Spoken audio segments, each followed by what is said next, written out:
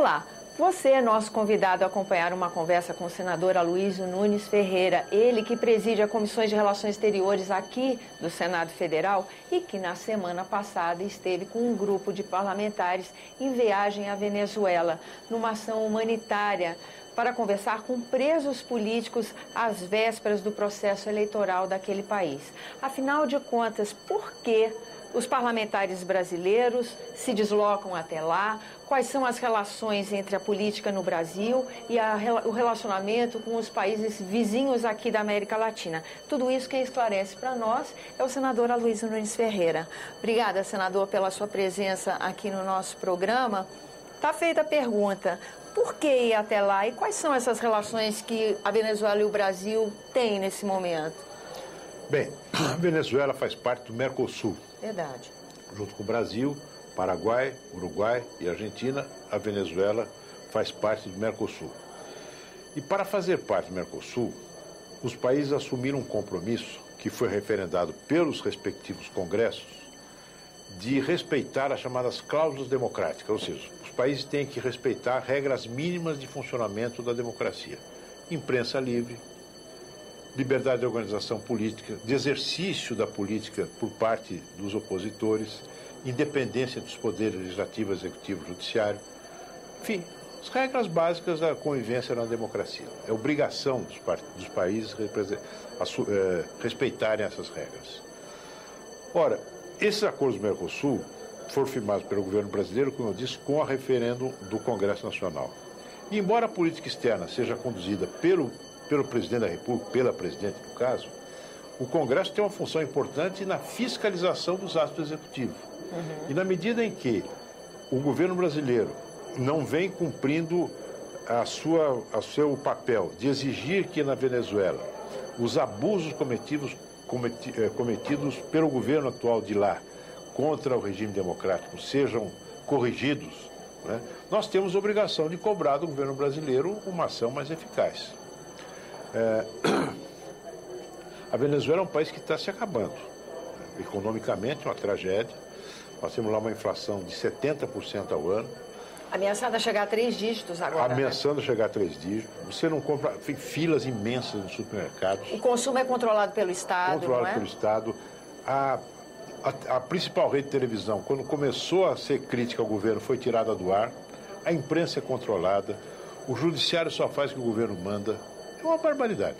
Bom, e a situação da economia, dizia, é muito grave. Está se prevendo uma queda do produto interno bruto deste ano em relação ao ano passado de 14%. Você imagina o que isso significa. Então, isso pode levar a uma situação de grande perturbação e até de guerra civil, se não houver uma saída democrática, se não houver uma abertura por parte do governo para que as tensões se resolvam pela via democrática, pela via de eleições. Né? Esse é o nosso objetivo. Por que nós queremos isso? Em primeiro lugar, porque eu acho, tenho a convicção de que a democracia é algo que não se divide. Liberdade e de respeito aos direitos humanos tem que ser observado por todos. Em segundo lugar, eu tenho a preocupação do mau exemplo da Venezuela em relação a determinados segmentos da política brasileira. Não nos esquecemos que o PT faz parte do chamado Foro de São Paulo, que congrega partidos com orientação semelhante a essa do partido do Maduro, que faz parte também desse Foro de São Paulo. E nós temos setores dentro do governo que vira e mexe, põe a cabeça de fora pedindo, por exemplo, o controle da mídia. Então, eu acho que esse mau exemplo pode contaminar a política brasileira. Essa sugestão também de ter comitês da sociedade. Só me desculpa, me deu um branco agora do nome que isso tem. Eles usam lá? Não, que já foi proposto aqui dos conselhos conselhos sociais, populares e conselhos tal, populares que acabam fazendo o papel do Congresso Nacional. Exatamente. Né? E que são controlados por partidos como o PT e outros partidos menores que são satélites do PT. Bom, então, preocupação, em primeiro lugar, com a contaminação, digamos, político-ideológica em relação ao Brasil. Em segundo lugar, o Brasil tem investimentos na Venezuela. Nós temos firmas brasileiras, empresas que investem lá. Venezuela é um mercado importante para os nossos produtos. Uma Venezuela na crise profunda, como ela está vivendo, onde não há recursos, inclusive as divisas internacionais se esvaíram inteiramente, não tem como... O Venezuela não pode sequer pagar a importação de alimentos e medicamentos. Os investimentos brasileiros lá são ameaçados. Em terceiro lugar, nós temos empreendimentos comuns governamentais com a Venezuela. Uma estrada que liga o Brasil a Caracas, né? Boa Vista a Caracas. Nós temos um projeto de integração energética da América do Sul e já uma linha de transmissão funcionando entre Venezuela e Amazônia. Enfim, interesses econômicos. Mais ainda, a Venezuela tem uma fronteira importante com o Brasil em 2 estados, o Amazonas e Roraima.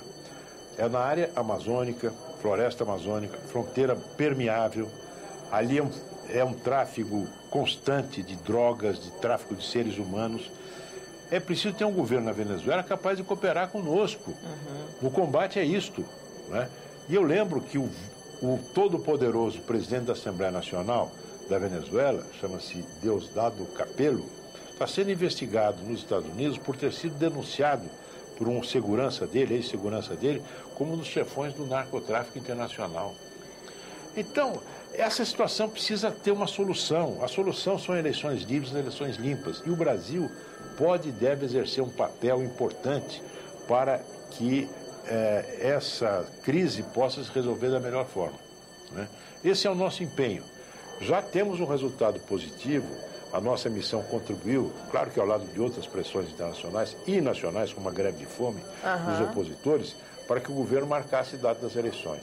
Já é um avanço. É um avanço. Mas foi uma luta, né, senador? Luta. Porque não queriam autorizar o avião brasileiro das Forças Armadas a descer em solo venezuelano, não foi? Exatamente. Na verdade, a comitiva foi prejudicada, não teve condições nem de circular. Isso foi muito divulgado. Nós chegamos na Venezuela num voo da Força Aérea Brasileira, que era uma missão oficial do Senado. Eu até quero registrar aqui o fato de que o ministro da Defesa, Jacques Wagner, desde o início, quando recebeu a solicitação do presidente Renan para que cedesse um avião, se colocou à nossa disposição. Isso é importante e os venezuelanos registraram isso. É um avião do governo brasileiro, é um sinal importante que foi dado. Agora, chegamos lá por volta de meio-dia, na hora local, e nosso objetivo era fazer uma série de visitas a presos políticos, né? Depois teríamos uma reunião com o conjunto dos partidos políticos que fazem oposição. Tínhamos um encontro com o governador do estado onde fica localizado o Distrito Federal, que é Caracas, né? E que é um opositor também do regime. Enfim, uma agenda ampla. Mas não pudemos cumprir essa agenda, porque logo na saída nos deparamos com o trânsito inteiramente bloqueado nas vias de acesso do aeroporto à cidade, né? Bloqueada sob pretexto que havia lá uma transferência de um preso de um lugar para outro, precisava de segurança. Mas isso se faz em uma hora no máximo, né? No entanto, o trânsito ficou totalmente bloqueado do meio-dia até às 6 horas da tarde, que foi a hora que nós saímos. Bloqueado, não se podia andar. E quando chegamos ao ponto de interseção da via de acesso do aeroporto a essa via expressa que dava para o centro da cidade, nesse ponto exatamente, a hora que deveríamos passar, encontramos lá um grupo de umas 200 pessoas vociferando. A TV Senado estava lá, acompanhou, registrou, né? Cercaram a nossa van onde nós estávamos, junto com as esposas desses políticos venezuelanos presos, inicialmente com palavras de ordem, com insultos, e que depois foram se aproximando da van. Aí começaram pancada no vidro, pancada no para-brisa, chutes na carroceria do carro, atiraram objetos. Foi um negócio muito tenso. Imagina. E, evidentemente, teleguiado pelo governo. Ninguém ia descer ali de paraquedas por livre e espontânea vontade. Fizeram isso... Ainda mais num país onde se controla tanto a ação popular, né? Então foi uma coisa muito grave, um incidente grave, um momento de tensão que a TV Senado registrou. E agora, com a data das eleições marcadas, o que é que nós precisamos? O Brasil faz parte de uma comissão, o governo brasileiro faz parte de uma comissão da Unasul, que é uma organização de Estados sul-americanos. E o objetivo agora, nosso objetivo é fazer com que essa comissão da Unasul, sob a impulsão do governo brasileiro, possa trabalhar junto ao governo venezuelano para garantir que essas eleições sejam limpas. Eleição limpa e democrática pressupõe que os oposicionistas não estejam na cadeia. Fim da prisão de presos políticos, liberdade de expressão e uma campanha que dê garantias a todas as forças políticas se manifestarem, para que o povo venezuelano chegue ao dia 6 de dezembro, data da eleição parlamentar, em condições de escolher que rumo o país vai tomar. Né? Senador, está saindo mais uma comissão do Senado Federal para a Venezuela uma semana depois que essa primeira comitiva foi. Qual é o significado político disso? Que tradução tem isso? E parece que com um pouco mais de facilidade de trânsito, não é isso? É uma comissão que foi formada por partidos da base do governo. Embora a nossa comissão tenha também sido integrada por parlamentares da base do governo. E se declarou suprapartidária. Né? Nós tínhamos lá 2 senadores do PMDB, tinha um senador do PSD, né? Senador Petecão, senador Ferraço do PMDB. Enfim, uma comissão que se propõe ampla. Só não foi mais ampla porque as pessoas tinham que ser voluntárias, né? Sim. Agora, essa outra comissão foi feita a partir de uma sugestão do senador Lindbergh, composta basicamente por senadores governistas, que se predispõem a falar com o presidente Maduro. Eu acho ótimo que vão. Né? Para mim, o que pudesse somar no mesmo objetivo, que é fazer com que as coisas avancem no rumo da democracia, no interesse do povo venezuelano e no interesse também do Brasil, repito, eu acho bom, acho positivo. Porque nesse mundo globalizado realmente estamos todos, na medida do possível, ligados, né? É bom que até que estejamos. E aí, ligados, mais do que ligados, nós temos uma fronteira, como eu disse, uma fronteira que precisa ser bem cuidada pelos 2 países. E que precisa de uma parceria para isso. Exatamente. No mínimo, fora todos os investimentos que o senhor citou na entrevista. Exatamente. Senador, nosso tempo se esgota. Queria agradecer sua presença aqui no nosso programa. Acho até que a gente devia fazer um argumento ainda sobre outras questões que a comissão que o senhor preside tem tratado com relação à questão política exterior brasileira, né? Com o maior prazer. Cada vez mais a política exterior ela está ligada à política interna. Você veja, nós vivemos hoje no Brasil uma situação de dificuldade econômica muito grande. E as exportações, a política comercial do Brasil, que é um componente da política externa, é um elemento decisivo, não é, para que o Brasil possa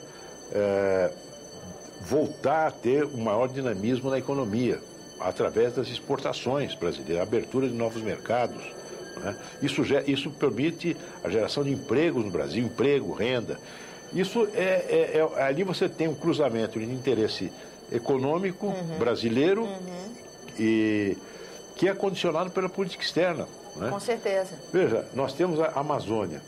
A Amazônia é um lugar, é uma região do país, né, e da América do Sul, comum com outros países da América do Sul. Sim. Na Amazônia nós temos biopirataria, nós temos tráfico de seres humanos, nós temos tráfico de drogas. E é preciso que haja uma cooperação importante entre o Brasil e esses países vizinhos para nos preservarmos não apenas dos riscos, mas daquilo que está sendo feito de ruim hoje. O narcotráfico está entrando ali com o crime organizado. Essas grandes organizações criminosas que operam no São Paulo e Rio estão estendendo seus tentáculos para a Amazônia. Nós convidamos agora o comandante do Exército, que vai falar na nossa comissão sobre o que fazer no âmbito da política de defesa e da política externa para nos acautelarmos contra esses males que já estão se verificando ali na Amazônia. Você é nosso convidado a acompanhar a audiência pública pela TV Senado e depois a repercussão desse encontro aqui com o presidente da Comissão de Relações Exteriores do Senado, o senador Aloysio Nunes. Topa, senador? Claro que eu topo. Está marcado, então. Eu agradeço a sua presença, senador, e agradeço a você que nos acompanha pela atenção. E eu te lembro que esse é o programa Argumento, que você é nosso convidado a fazer sugestões e críticas ao trabalho da TV pela ligação gratuita 0800 61 2211 agora. Se você quiser rever esse ou outros nossos programas, senado.leg.br/TV. Até a próxima.